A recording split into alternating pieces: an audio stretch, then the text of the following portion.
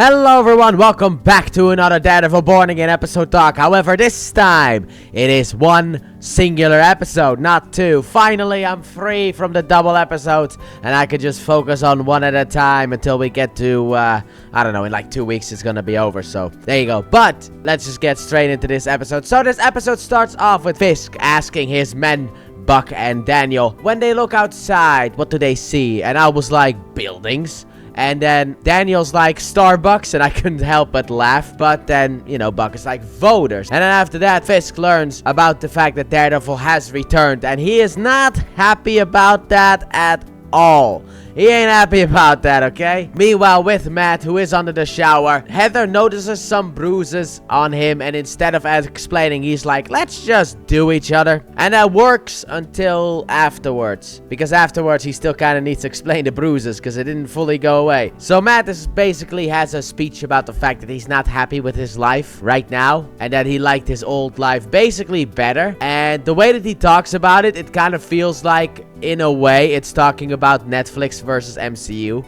Like, now that he is in the MCU, everything looks fancy, but he still liked his old life over on Netflix a little bit better.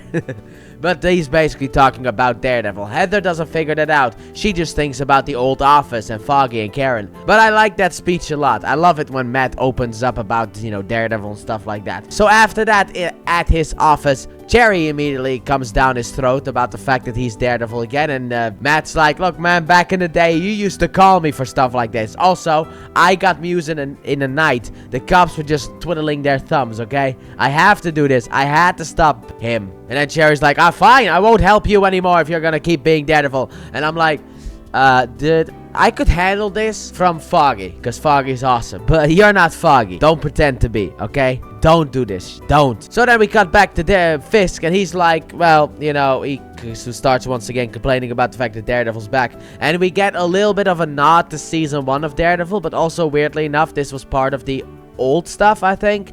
This whole episode was before the overhaul. By the way, this is also the last episode before the overhaul, so there's good stuff coming.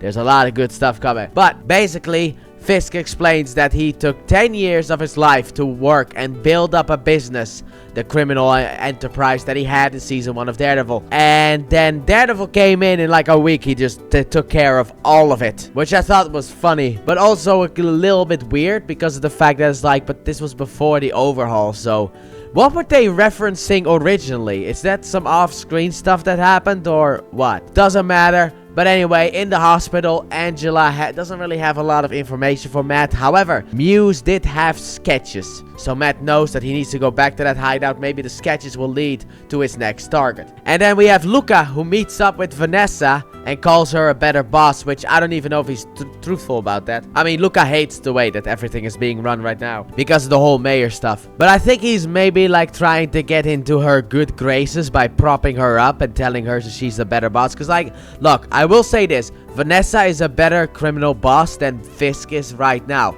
But I feel like before Fisk became mayor, Fisk was better than Vanessa. But Fisk has lost that because he focuses on his mayor stuff. But doesn't matter. He proposes that it is time for a change. We'll get back to that at the end of the episode. So then we have Muse, who visits Heather. And we learn his full name because the cop woman is at Fisk's place, basically explaining about him, and apparently his name is Bastian Cooper. And they figured that out because of the clothing, because that was made from a special fabric, and they asked around, and apparently 12 people bought it. They went to 11 people, they can't find Bastian, so that must be the target, because the other ones were innocent. So now we have a little bit of backstory time, and it turns out that Muse was kind of a troubled individual, and also, I guess, had rich parents because of the fact that he was in involuntary commitment throughout his life. But his parents hired the best taekwondo instructor that they could for their son, which makes me go, okay, so you're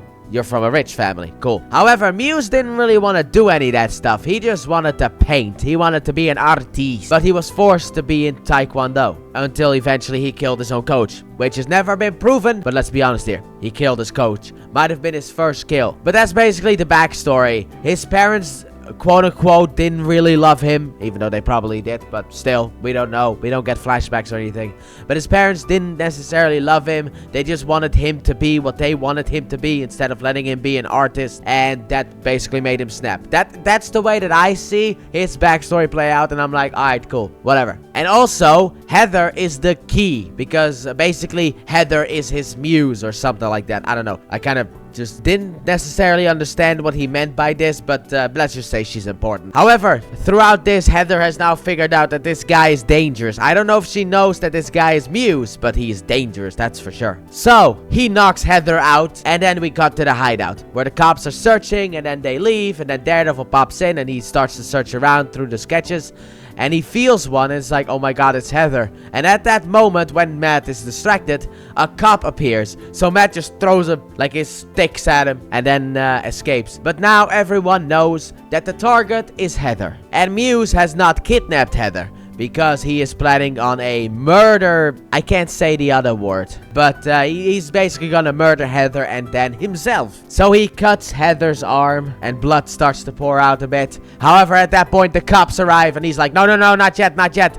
But when he wants to continue on with Heather, after Heather calls him a coward for wearing a mask, and I'm like, you're going a little bit too far right now, okay? You're calling him a coward for wearing a mask, but like Spider-Man and Daredevil wear masks too. Same with White Tiger. You call them cowards as well? Come on, he's a coward because he's a criminal. Simple as that. But before Muse can do anything more to Heather, Daredevil shows up, and yeah, this is definitely part of the old regime.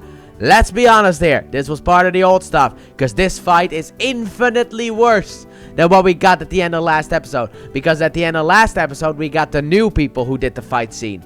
Apparently, they reshot the whole fight scene in order to make it better. This episode, they did not, so every single move that gets performed has a cut after it. Matt lifts up his arms and blocks an attack, then we cut to Matt counterattacking. It's like, there's too many cuts here. I mean, I can handle it, but it just feels weird after the last episode had such good fighting, and now this is just like the old people. I'm so happy that they are gone. Yes, they did the White Tiger stuff really well, but outside of that, leave, please. Let the new people come in. Because also, the new people have hired, like, some people from Netflix, like the fighting people from Netflix, in order to be able to make the fight better in the last episode. So, I'm excited for Season 2 and for the next 2 episodes. But the fight goes into Matt's favor. However, Muse does pose a challenge until Muse decides to go after Heather. And Matt shoots his grappling hook straight through Muse's shoulder, pulls him towards him, and starts beating him up. And just as Matt is about to win, Heather shoots him dead. Woman, we were winning. There was no need. But whatever. Muse is now dead. He lands on the, because he put out like a giant sheet, and he lands on that sheet.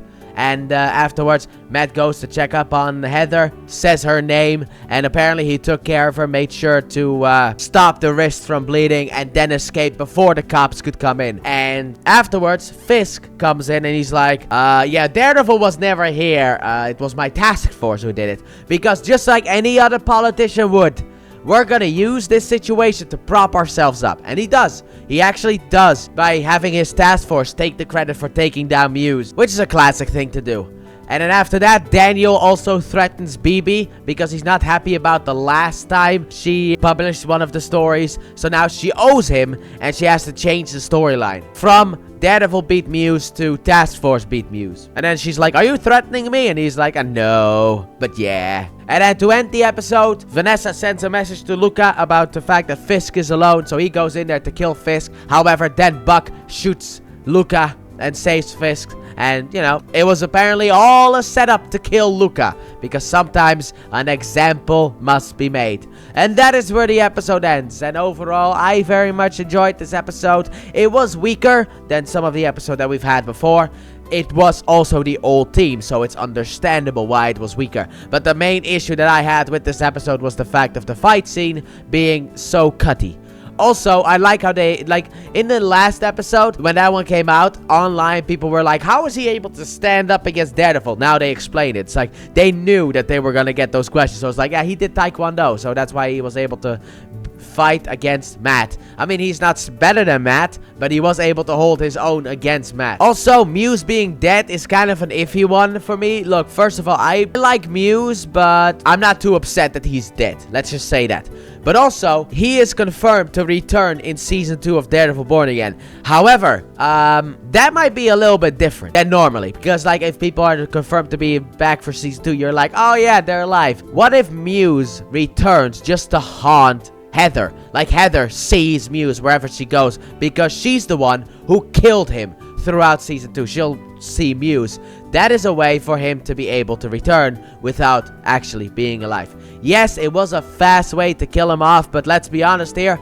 Every storyline in Daredevil Born Again Season 1 gets about 2 episodes. I mean, if you look at it, the White Tiger storyline was like 2 or 3 episodes, and then we cut away from that, had a little bit of Punisher, then we got to Muse for 2 episodes, and now we're gonna get back to Punisher, I guess, in the next episode, or the finale, possibly the finale. But I'm not one of those people who is really that upset about Muse being dead, because I don't really know how much he had to offer. And also, I liked how realistic this was, because of the fact that back in the day, you know, it took forever for them to fight the killers, but like with the tech that we have nowadays, if someone was killing like that, they would instantly know who it is. So for me, I'm not too upset about the fact that Muse is dead. Maybe he's dead, who's to say? But I did enjoy Muse in this episode. I also like the actor that they chose for him. Mainly the voice, I mean. He had this like deeper voice. He didn't have like a high-pitched voice, like my annoying voice. Even though my voice is kind of a little bit more raspy now, I guess you could say, because of the fact that I have been yelling in the last couple of days, recording some videos, some Let's Play videos, and I think it has taken a toll on my throat. So I need to take a little bit of a break for myself, but luckily enough, I am going to after today. Starting tomorrow, I will be at my mom's place until like the weekend. So hopefully that will be enough time for my voice to be back in order, working order, and then for next week, the voice is back to normal. But like I said, I did enjoy this episode, and also I enjoyed Muse. I like the way that he talked through the mask. The fact that Muse talked was actually really good, because in the last episode he didn't. Also, everyone was correct about who Muse was, because when the dude was first introduced, it was everyone was like, "That's him! That's Muse." It's like, oh, okay. I mean, we haven't even gotten his name yet. There's this guy who wants therapy, and everyone's just like, he is a serial killer. It's like, okay. Maybe people who want to get therapy, maybe they'll think twice now. Because, like, if I want to get therapy, maybe I'll be made out for a serial killer. But overall, I did enjoy this episode. So, let me know what you guys thought about episode 7 of Daredevil Born Again in the comments down below. And with that being said, thank you all so very much for watching, and I hope you guys have enjoyed. And if you did, please like button, subscribe if you're new, if you're not already. Turn on notifications. Don't forget to check out the Let's Play channel, link in the description and at the end of the video. And I guess I'll see you guys next week for whatever Daredevil Born Again is gonna do. But potentially Punisher, but most definitely we are now with the new creative team. So let's see what they got in store for us in the next 2 episodes. Bye!